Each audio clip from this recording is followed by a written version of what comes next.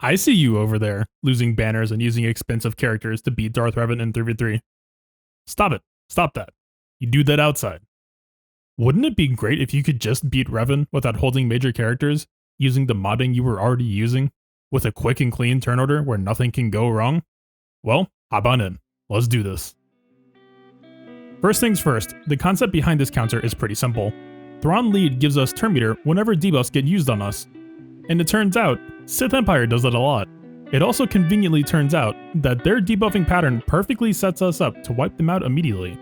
We have Thrawn's lead ability to get rid of Bastila hard work, and they were kind enough to handle all of Vader's setup for him. I feel like we should be grateful here. The only situation where this counter should be avoided is if Malak is faster than Revan, but that's not a common setup for most people. There's a bit of finesse we need to do here based on the RNG of the fight, but the good news is that no matter what happens, we still win this matchup the same way. We just need to tweak the approach a little bit based on the RNG.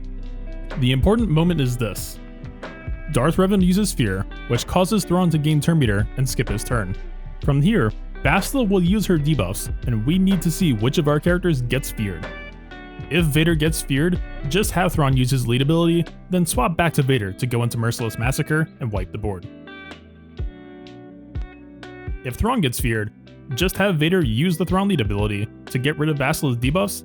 Thrawn gets an instant second turn, and then swaps back to Vader, and then wipe the board. As you can see, all in all a very simple fight. If you're the type of person who likes to conserve their banners, we've got to talk about the last stage of the fight.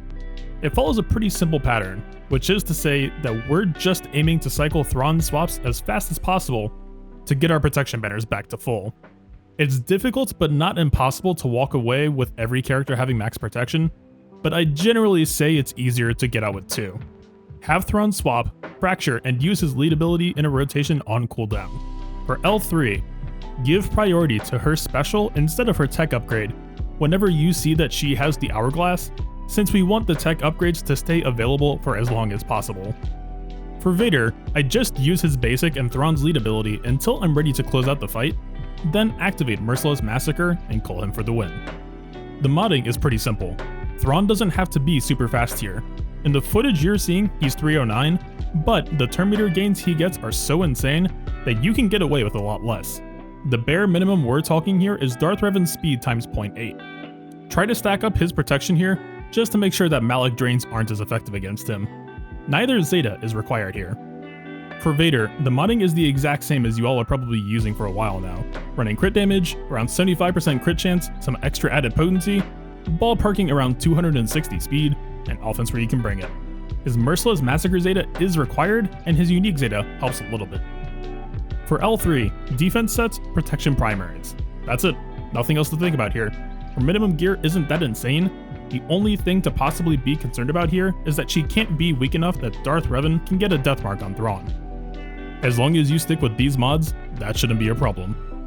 And yeah, that's all you have to do.